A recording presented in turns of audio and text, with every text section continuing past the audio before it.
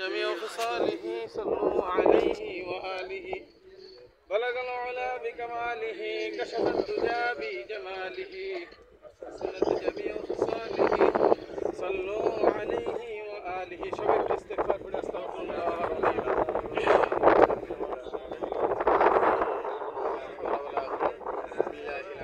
الحمد لله আমরা আরাফার মাঠে এইখানটাতে আদম আলাইহিস সালাম দীর্ঘ 200 বছর কেঁদে মাপ পেয়েছেন।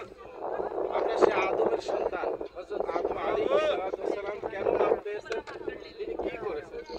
তিনি জান্নাতে ছিলেন, আল্লাহ বললেন না তাকরাবা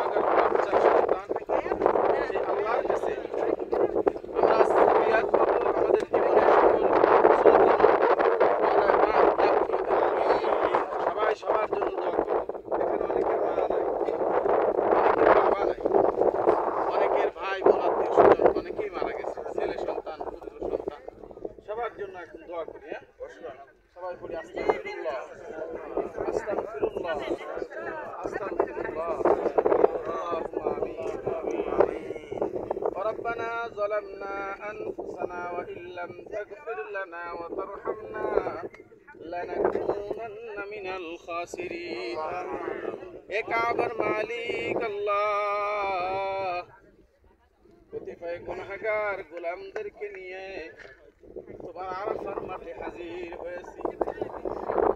তাআলা তিলবাদ মাস শুরু হয়েছে, কিছুদিন পরে হজের মাস শুরু হবে, কুরবানির মাস শুরু হবে। আল্লাহ তাআলা তোমার গোলামদেরকে নিয়ে শত কষ্ট বাধা উপেক্ষা করে তোমার এই ময়দানে হাজির হয়েছি। খোলা আকাশের নিচে দাঁড়িয়ে আল্লাহ তপ্ত তাপের মধ্যে তোমার কাছে ফরিয়াদ করছি, তুমি আমাদের জীবনের সকল গুনাহগাতা মাফ করে দাও। আল্লাহ তাআলা আমাদের অনেকের মা নাই, অনেকের বাবা নাই, গহীন অন্ধকার কবরের বাসিন্দা হয়ে গেছে। ও আল্লাহ, আজকের এই দিনে এখানে তোমার কাছে দরখাস্ত করছি, আমাদের যাদের মা বাবা দুনিয়া থেকে বিদায় নিয়েছে তাদের কবরকে জান্নাতের বাগিচা বানায়া দাও। আমিন। আল্লাহ তাআলা এখানে অনেক পিতা আছে যার নিজের সন্তানকে কবরস্থ করেছে, অনেক স্বামী আছে নিজ স্ত্রীকে কবরস্থ করেছে, অনেক ভাই আছে আপন ভাই বা বোনকে কবরস্থ করেছে। আজকে আরাফার ময়দানে যেখান থেকে কিয়ামত হবে, যেখানে বিশ্বনবী বিদায় হজের ভাষণ দিয়েছে, এইখানে তোমার কাছে ফরিয়াদ করতেছি, আপনি সবাইকে মাফ করে দেন। আল্লাহ সবাইকে মাফ করে যা কবরকে জান্নাতের বাগিচা বানায়া দেন। আল্লাহ তাআলা যেসব ভাইরা আমাদের সাথে এসেছে এর মধ্যে যার দুখানা হাত কবুল হয়, যার উমরা কবুল হয়েছে, আল্লাহ তার উসিলা করে আপনি আমাদের সকলের উমরা এবং দোয়া মুনাজাত কবুল করে নেন।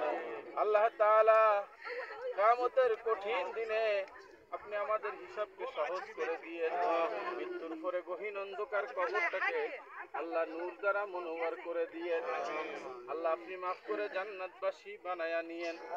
ইয়া আল্লাহ তাআলা এই মাঠে কিয়ামত অনুষ্ঠিত হবে, সেই দিন কারোর জবান খোলা থাকবে না, হাত খোলা থাকবে না, কোনো শক্তি থাকবে না। আল্লাহ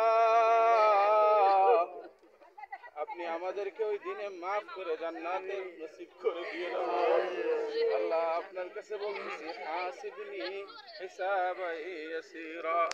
আল্লাহ তাআলা দোয়া কবুলের ময়দান, যেই ময়দানে এই কঠিন রোদের মধ্যে হাজী সাহেবানরা খালি গায়ে একখান কাফনের কাপড় পরা, একখান কাফনের কাপড় উত্তপ্ত এই রোদের মধ্যে এসে অবস্থান করা লাগে। আল্লাহ ঝড় বৃষ্টি বাদলের মধ্যে আপনার মাকবুলিয়াত নিতে আসে, তাদের সাথে আমাদের মতো অধমদেরকে কবুল করে দেন। আল্লাহ আপনি আমাদেরকে মাফ করে দেন। আল্লাহ আপনি আমাদেরকে মাফ করে দেন। আল্লাহ আপনি আমাদের সবাইকে মাফ করে দেন। আল্লাহ ওই গহীন সবাই চিন্তা করে দেখেন, একদিন কবরের যাত্রী আমাদেরকে হতে হবে। ইয়া আল্লাহ আপনার দ্বীনের উপরে থাকতে পারি সেই তৌফিক দান করে দেন। আল্লাহ আমাদের সব ভাইকে কবুল করেন। আল্লাহ পাক রব্বুল আলামিন আমাদের সাথে আমাদের ওমর ভাই এই কাজে অনেক মেহনত করে, আমাদের মাসুদ ভাই এই কাজে অনেক মেহনত করে। আল্লাহ এনাদেরকে কবুল করে নেন। আল্লাহ আমরা যারা এই খেদমতে আসি আল্লাহ বেশি বেশি হাজিদের ভালো খেদমত করতে পারি তৌফিক দান করেন। আমাদের সকল হাজিদের সকল ত্রুটি মাফ করে দেন। আল্লাহ কাবা থেকে কালকে চলে যাব।